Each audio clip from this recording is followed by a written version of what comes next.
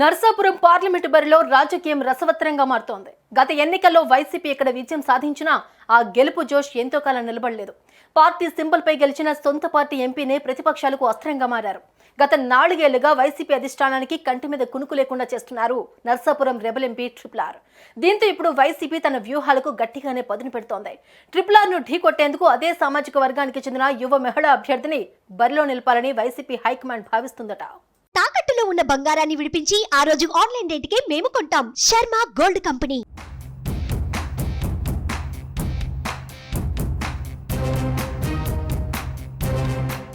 Why not 175 అంటూ అధికారమే లక్ష్యంగా తన వ్యూహాలను అమలు చేస్తూ ముందుకు సాగుతున్నారు సీఎం జగన్. ఈ నేపథ్యంలో ఒక్కొక్కటిగా అభ్యర్థుల జాబితాను విడుదల చేస్తున్నారు. అభ్యర్థుల ఎంపికకు సంబంధించి చాలా క్లీన్ ఇమేజ్ ఉన్న వాళ్లను, కొత్త వాళ్లను, ముఖ్యంగా ఆ సామాజిక వర్గ సమతుల్యతను కూడా పాటిస్తూ జగన్ నిర్ణయాలు తీసుకుంటున్నారు. ఇప్పటికే 10 లోక్సభ స్థానాలకు సంబంధించి నిర్ణయం తీసుకున్నారు. 10 మంది ఎంపీలకు సంబంధించి కొత్త వారికి అవకాశం ఇవ్వాలని కొత్త ఇన్ఛార్జ్లను ప్రకటించారు. సో ఇప్పుడు అందరి కాన్సంట్రేషన్ రఘురామకృష్ణరాజుపై ఎవరిని పెడతారనే దాని మీదే ఉంది.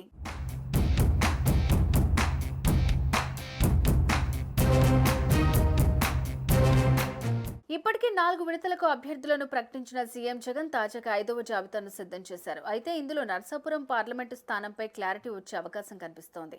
ఆ స్థానాన్ని సీఎం జగన్ ప్రతిష్టాత్మకంగా తీసుకోవడంతోనే అభ్యర్థి ఎంపిక ఆలస్యం అవుతున్నట్లు తెలుస్తోంది.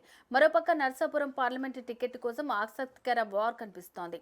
ఇందులో భాగంగా క్షత్రియ సామాజిక వర్గానికి చెందిన శ్వేత పేరు బలంగా వినిపిస్తోంది.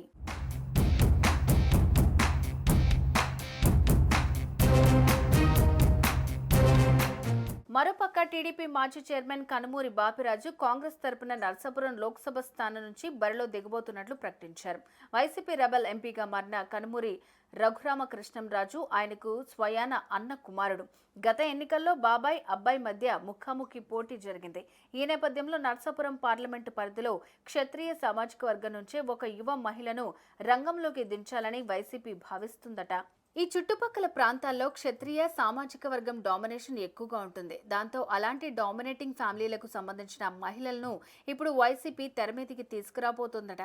సామాజిక సమీకరణాల నేపథ్యంలో గోదావరి జిల్లాలోని దాదాపు అన్ని పార్లమెంటు నియోజకవర్గాల్లో అన్ని కులాలకు ప్రాధాన్యత దక్కింది.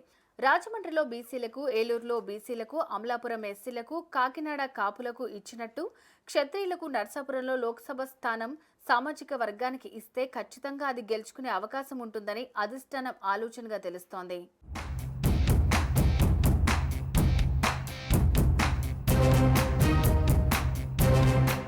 జనసేన టీడీపీ పొత్తు నేపథ్యంలో నర్సాపురంలో రఘురామకృష్ణరాజును ఓడించాలనే అదే సామాజిక వర్గానికి చెందిన మహిళా అభ్యర్థి శ్వేతను బరిలోకి నిలిపితే ఖచ్చితంగా వర్కౌట్ అవుతుందని భావిస్తున్నట్లు తెలుస్తోంది. విద్యావంతురాలు, మంచి వాగ్దాటి, గతంలో జర్నలిస్టుగా పనిచేసిన అనుభవం ఉండడం, ఆ ప్రాంతంలో బలంగా ఉన్న రంగనాథరాజు కుటుంబానికి సన్నిహితమైన వ్యక్తి కావటం ఆమెకు కలిసొచ్చే అంశాలుగా కనిపిస్తున్నాయి.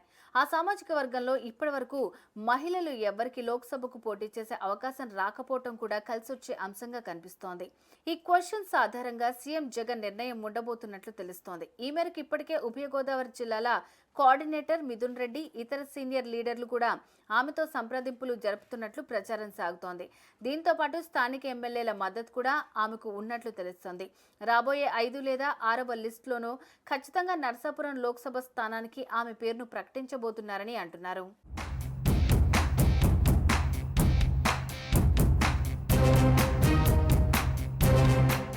గతంలోనూ పాలకులలో చిరంజీవిని ఓడించేందుకు వైఎస్ఆర్ ఒక మహిళనే బరిలోకి దింపి సక్సెస్ అయ్యారు. అదే ఫార్ములాను మళ్లీ జగన్మోహన్ రెడ్డి నర్సాపురం లోక్సభకు ఫాలో అవబోతున్నారన్నమాట. బీసీ ఈక్వేషన్ ను బాగా ఫాలో అయ్యే జగన్ బీసీ, క్షత్రియ కులాలు రెండూ ఏకమైతే ఎస్సీ, మైనారిటీ వర్గాల్లో ఎలాగూ వైసీపీ బలంగా ఉంది కాబట్టి నర్సాపురం పార్లమెంటు స్థానాన్ని దక్కించుకుని రఘురామకృష్ణరాజుకు చెక్ పెట్టాలని వైసీపీ భావిస్తోంది. మొత్తంగా నర్సాపురం బరిలో ఒక క్షత్రియ యువ మహిళను నిలపబోతున్నారన్న చర్చ మాత్రం హాట్ టాపిక్ గా సాగుతోంది.